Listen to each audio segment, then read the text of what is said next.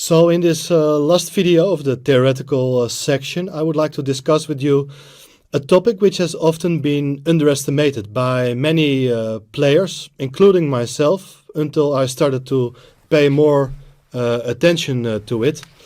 And that's about the space advantage. Space is a very important aspect which often you're not really thinking about, because you're more occupied with your thoughts on how to play for tactics, king safety, and so on, building up an attack. But space advantage, if you have a space advantage, it simply means that if you're covering, let's say, 75% of the board, it means that your opponent cannot simply do that. So it makes a lot of sense to gain space. Gaining space is usually done by pushing your pawns forward.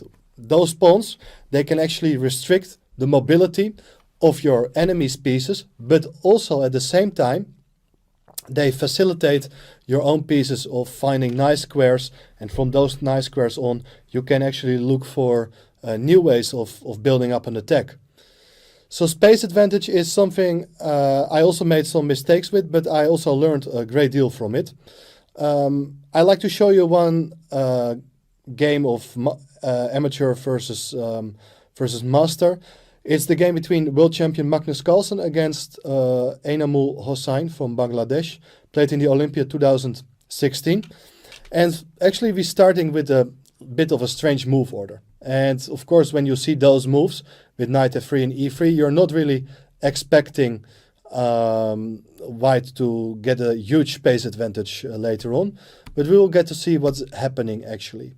So in fact, by some sort of transposition, we are getting back into well-known territory from the Nimzo-Indian. Knight e4, castle, bishop takes c3, b takes c3. And, well, this is all known stuff. You could take on c3, but it's very dangerous, so not recommended. So castling, and here the move knight e1. This is actually a very standard position, but I could imagine that by opting for this specific move order, Magnus tricked his opponent into this specific line, and it could very well be that he is not an expert on this opening. It is not part of his repertoire. So knight e1 is an interesting move. So the idea is actually to kick the knight back with f3 and then e4 and gain space in the center. So here already I think black commits a huge mistake, and perhaps it's even the decisive mistake of the game, even though it doesn't blunder any serious material. Because what is happening here? Black went for the move c5, and after the move f3, f6 and e4, white is actually already a very nice position. And of course there are structures where this doubled pawn on the c-file can be quite vulnerable, but in this case white's pieces, they are having quite some space, and you can seeing the pieces coming up very soon. Let's say bishop g5, knight c2, knight e3, push the pawns further forward, and then black could easily be blown off the board. I tell you before I show you the rest of the game that instead of the move c5, black should have anticipated this. And the typical idea here for black is to establish more control over the e4 square with a move like f5, so that after f3 you bring the knight back to f6, and of course white will try to get in this move e4 and hope to play for an edge, although it's not possible at the moment. So you would have to make a move like queen e2 or maybe knight c2 first, intending to bring the knight to e3 after. At least you should try to bring up to put up some more resistance. That's actually what black has to do. This didn't happen, and after the move e4, suddenly things are becoming more and more unpleasant. For instance, if you play a move like d6, I can very well imagine that bishop g5 is a very unpleasant move to deal with, because your knight has been pinned. You no longer have this bishop on e7, and white has ideas, of course, to play for a quick e4, e5, and try to play for a kingside attack. So that's why black voluntarily retreated the knight to e8. And now, very important moment. And I think Magnus plays a very good move. A move which could have been easily underestimated by any of us. Because you would think that white has the pair of bishops. And the bishops, they always need open positions. But he actually closes the position with his next move. So this looks like a bit strange, to be honest. But it's very important because you're locking up the bishop on b7 and you're further restricting the movement of black's pieces. For instance, the knight cannot be developed to c6. And by putting this pawn on d5, you're actually generating more space for your own pieces as well. So black has to do something. For instance, if you go knight d6, I will just push my pawn forward.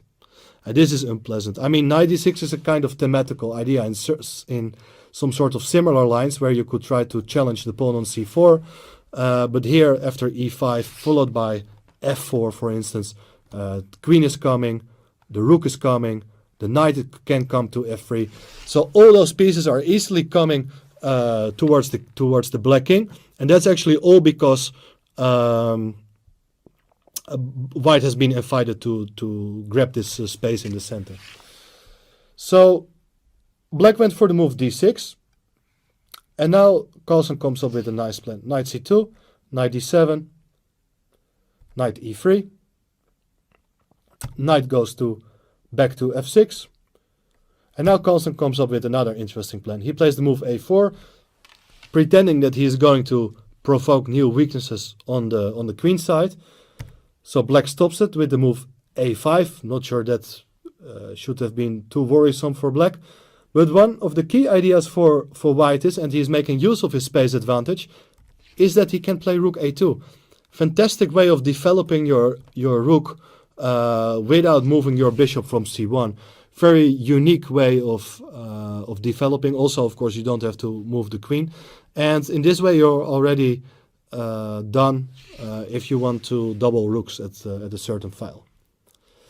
So, for instance, if you decide to close the position completely, I imagine that white will play something like knight f5, attacking the pawn on d6. You play queen c7, and now a move like g4 could be very unpleasant. So position is completely closed.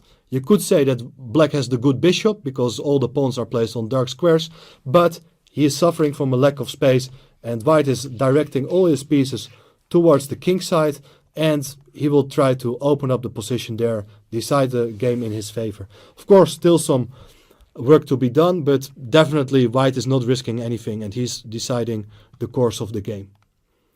So black doesn't really want to close the position. He went for this move queen c7, protecting the pawn, but now the move f4. So white is making further progress. The move f4 is quite nice because you open the way for the queen to go to the king side. And now, after e takes d5, crucial moment, how to recapture. Yes, many people would have liked to solve their problem of the double pawn with c takes d5. In fact, that would be a huge mistake because of the move c4, and suddenly black gets counterplay, which you shouldn't have allowed. Ideas of bringing a knight to c5, attacking the pawn on e4. In any case, this pawn on a semi-open file could become vulnerable as black would love to attack it. So e takes d5 is the way to play here. One might think, okay, this is kind of symmetrical again. Okay, there's a semi-open b file, but that is not too relevant. There's only one open file on the e file. So people would be afraid to exchange pieces there. But look how Magnus is handling the position, because after rook f e8, he comes up with a great decision as he plays the move g4. He's advancing his pawns in front of his king in order to set up a kingside attack. So this is some sort of a flank attack, having your king on the side already. But g4 is an excellent move, and it's not dangerous at all to make such a move. Why? Because the center is closed, and it's not easy for black to generate counterplay. It's not possible at all. So black is struggling to find good squares. You see that the knight on d7 cannot go to e5, so knight went back to f8, at least to make some sort of a move. But now black's pieces have been pushed backwards. g5 is a nice move, so the other knight can go to d7. And now we should actually mention also that if you play a move like knight e4, then you can just play queen c2, attacking the knight on e4, and the knight is not having too much support. For instance, if you play queen e7, there is knight f5, and you win this piece. This knight is not receiving any support from any of the pawns, and that's also an indication that there's a lack of space from black's perspective. After the game's continuation, Carlsen is actually slowly improving his position, expanding with his pawns on the king side, and open the ways for his pieces to launch an attack. So let's have a look how that goes in practice. So white goes h4, black set move, rook a8. It's not really doing anything, but there's not really there's not really a better square available, because if you go to e7, there's always knight f5. So white continues his ideas. h5, bishop c8, knight g4, rook e7. Well, now rook e7 has been played because you no longer have to worry about knight coming to f5, but it's not really a solution to the problem. Look at this configuration of pieces. It's very nice harmony between white's pieces in this position. King h8, queen f3. Doesn't really matter which moves you play, but you're slowly improving your position. Black doesn't have a good plan, and you see that he feels that he has optimized his pieces. They don't have better squares. The only thing he can do is going back and forth with his rooks. I like white's move bishop d2, so that actually all the squares on the open file have been dominated by white. So that's why you can justify for yourself not to put a rook on an open file, because imagine that white would place his rooks on open files as well. Then too many pieces will be exchanged, and the attack will not have that powerful effect as we will got to see now in the game. So in just the last, let's say the last 10 moves, white has significantly improved his position on the king side, and it's now time to force matters with the move f5. Very nice move, of course, intending to play a move like f6. Well, black thinks that, okay, now at least I get the e5 square, so let's try to exchange this piece. Knight takes e5, rook takes e5, and after bishop f4, well, it's a bit of a sad situation. But black plays the move knight d7. Of course, white could win the exchange, but after such a move, white is of course winning. But it's a kind of a pity, because why would you take material if this piece on e5 can hardly move anyway? So I like Magnus' decision by keeping the bishop on the board and just open up the king side with his move f6. This looks like devastating. You threaten to take on g7. After that, you could consider playing g6.